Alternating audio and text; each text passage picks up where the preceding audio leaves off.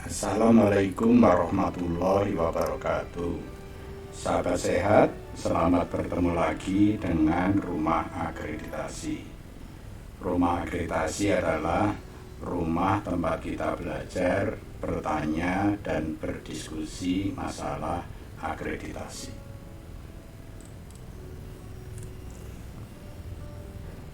Topik kita kali ini adalah tentang monitoring kegiatan FKTP bersama Dr. Yanto, Surveyor FKTP Kementerian Kesehatan. Agar Anda paham, tonton terus yuk video ini sampai selesai.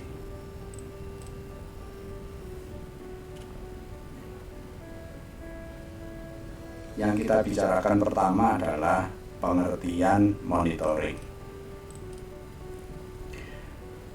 Yang dimaksud monitoring adalah kegiatan memantau, jadi memantau proses pelaksanaan suatu kegiatan. Apakah kegiatan tersebut sudah sesuai dengan perencanaan atau belum? Jadi sekali lagi yang dilihat dari monitoring itu adalah proses kegiatan, dan prosesnya itu dilihat sesuai dengan perencanaan. Kalau tidak sesuai, berarti kita akan menemukan suatu masalah. Jadi tujuan dari monitoring adalah memantau apakah ada masalah atau tidak selama proses kegiatan itu berlangsung. Jadi sekali lagi, yang dinamakan monitoring itu dikerjakan pada saat kegiatan berlangsung. Jadi yang melakukan monitor itu juga harus melihat langsung, harus datang di tempat kegiatan itu, Jadi itu syaratnya,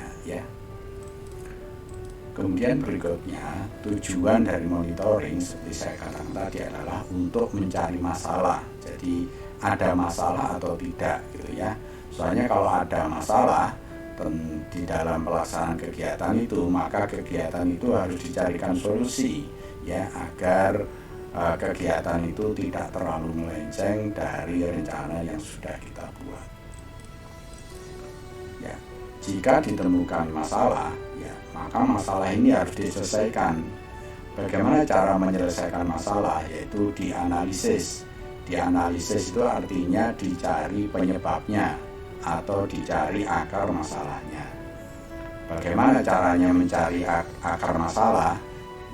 Bisa dengan cara fishbone, tulang ikan itu, kemudian dengan cara pohon masalah. Jadi dicari itu masalahnya apa, kemudian yang paling sesuai itu nanti digunakan untuk menyelesaikan masalah. Kemudian jika masalah itu sudah ditemukan, maka terus dibuat rencana tindak lanjut, RTL, rencana tindak lanjut yang digunakan untuk menyelesaikan masalah yang terjadi atau masalah yang ditemukan dalam monitoring itu.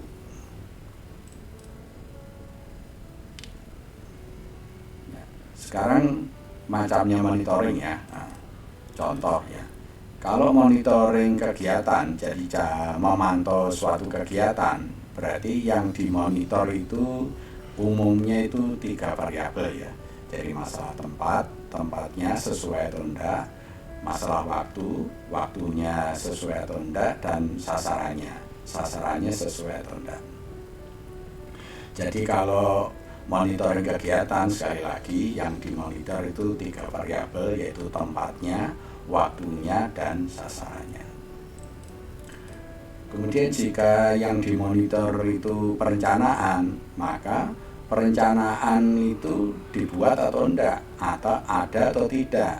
Kalau sudah dibuat, itu lengkap atau tidak, itu dimonitor, Jadi cara monitornya berbeda dengan yang kegiatan. Jadi kalau monitoring perencanaan, berarti yang dimonitor itu perencanaannya ada atau tidak. Kemudian kalau ada, lengkap atau tidak, dilanjutkan dengan lengkap atau tidak.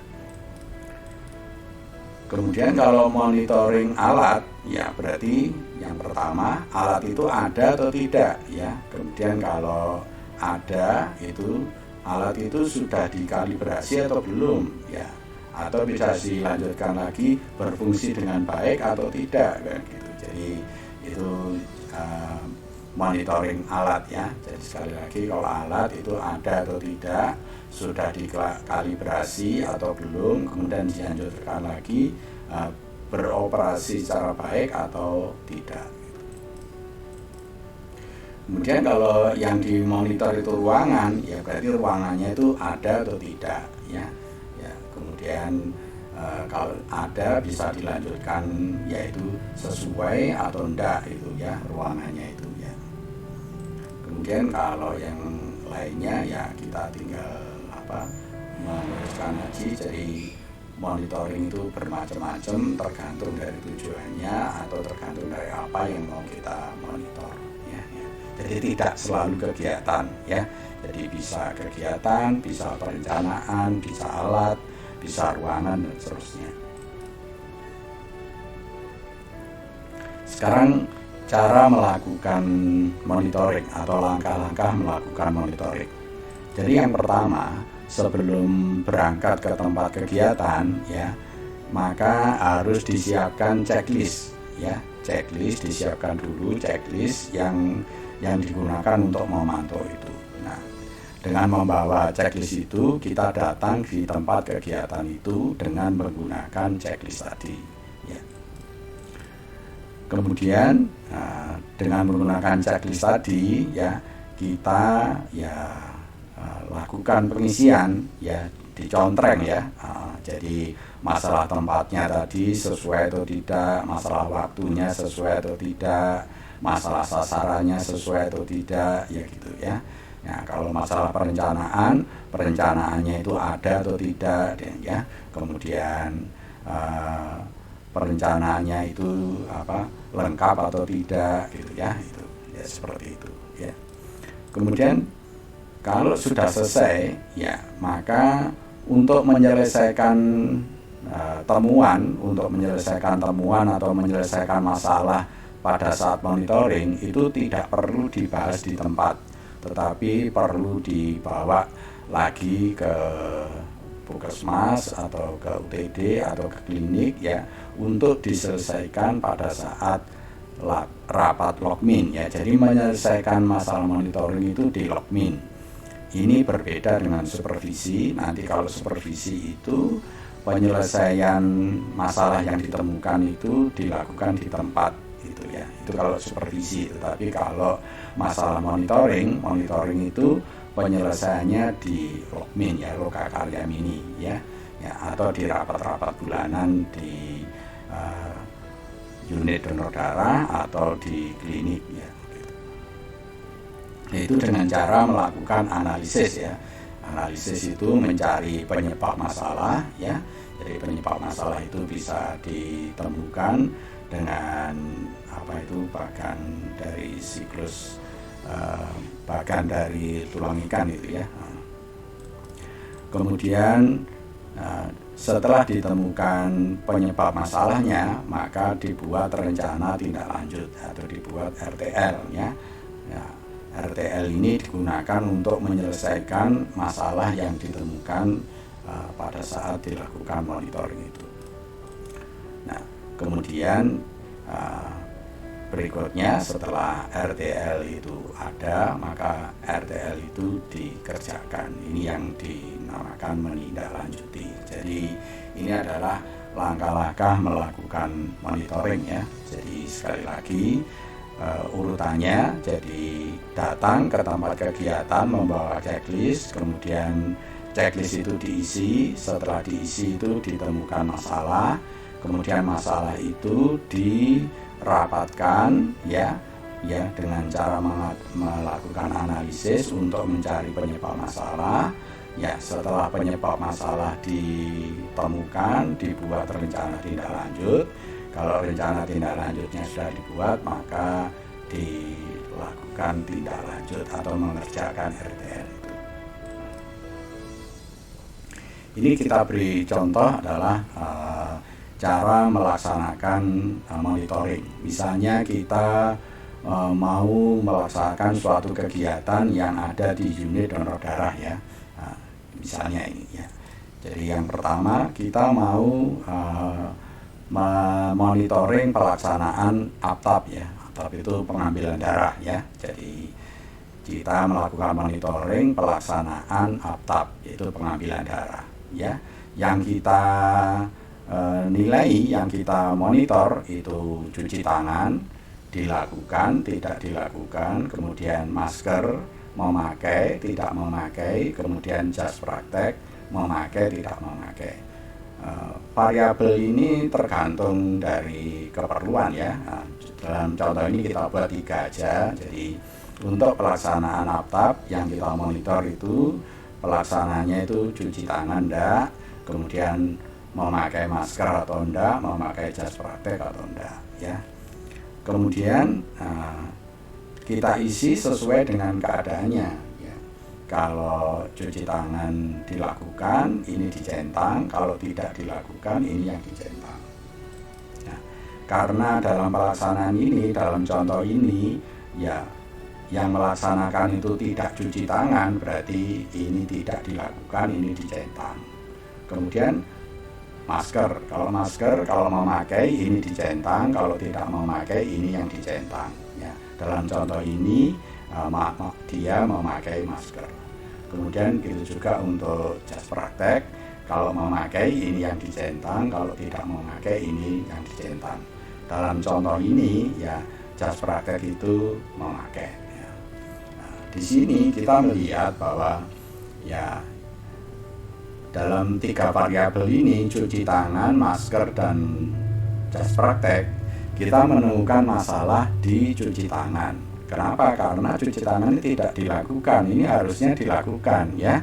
Kalau ini tidak dilakukan berarti ada masalah di cuci tangan. Tetapi tidak ada masalah di masker karena dia memakai, dan tidak ada masalah di jas praktek karena dipakai.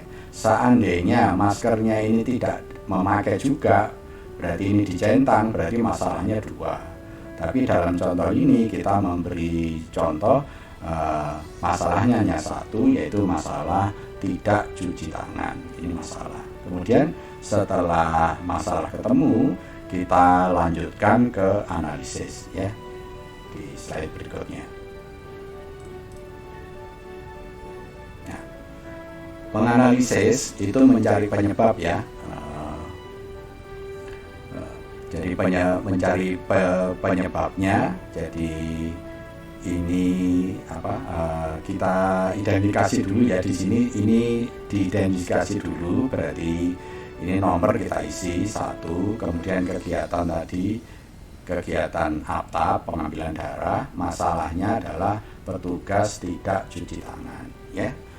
Nah, masalah ini bisa 1, bisa 2, bisa 3, atau ya sebanyak yang ditemukan. Cuma dalam contoh ini kita memberikan contoh masalah yang ditemukan 1, yaitu dalam kegiatan APTAP masalahnya adalah petugas tidak cuci tangan. Kemudian masalah yang ditemukan ini kita selesaikan dengan analisis ya, di slide berikutnya. Ya, ini analisis ya. Analisis ini kolomnya 3 ya. Jadi masalahnya apa ditulis di sini, kemudian dicari penyebabnya apa ditulis ini ya. Kemudian RTL-nya apa ditulis di sini. Jadi kita dalam contoh ini tadi masalah yang ditemukan kan ini petugas tidak cuci tangan. Kita mencari kenapa kok petugas itu tidak cuci tangan ya. Setelah kita cari penyebabnya, ternyata penyebabnya adalah petugas itu tidak mengerti. Jadi tidak mengerti, tidak tahu kalau dalam melakukan APTAP itu harus cuci tangan dulu. Nah, ini ditulis di sini, ini penyebabnya.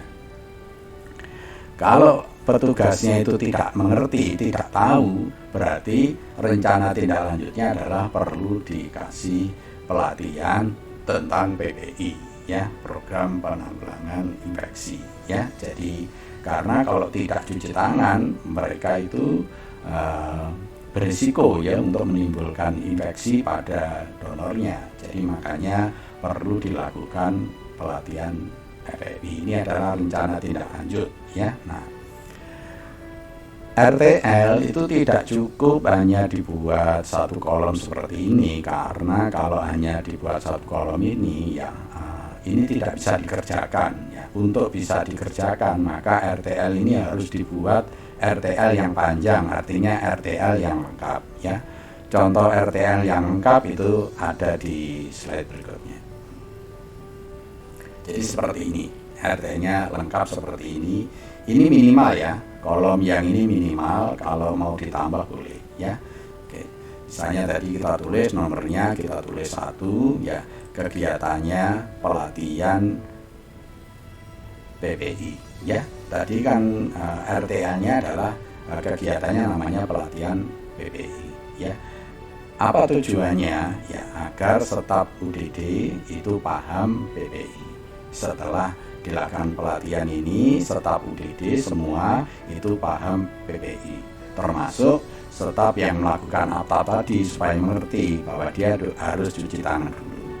Sasarannya siapa? Ya semua staf UDD ya. Semua staf UDD itu harus paham tentang PPI. Tempatnya di mana dilakukan pelatihan ini? Ya misalnya di aula UDD. Waktunya kapan dilaksanakan? Ya kita beri contoh misalnya tanggal sekian gitu ya. Ya ini tergantung dari masing-masing ya. Ditulis ya berapa hari, ini dicontoh mulai tanggal 17 sampai 19 November gitu ya. Ya, siapa yang melaksanakan? Ini ya PJ Mutu. Berarti ini PJ Mutu yang melaksanakan ini. Nah, berapa biayanya? Ya, ini ditulis 20 juta. Kalau angka ini belum ada, paling tidak ditulis sumbernya. Sumbernya dari mana? Sumbernya dari APBD atau sumber dari Puskesmas sendiri atau dana dari mana ditulis. Ini paling tidak ini sumbernya. Tapi kalau sudah tahu berapa biayanya ya ditulis seperti ini 20 juta. Kalau ada sesuatu yang perlu ditambahkan lain selain ini bisa ditulis di keterangan ini. Jadi ini RTL-nya sudah panjang seperti ini, sudah lengkap. Nah kalau ini sudah bisa dikerjakan gitu ya. Jadi membuat RTL itu harus sampai lengkap seperti ini ya. Ya, terima kasih sudah menonton ya. Jika video ini bermanfaat, jangan lupa like, comment, subscribe, dan share ya. Lebih kurangnya mohon maaf ya. Wassalamualaikum warahmatullahi wabarakatuh.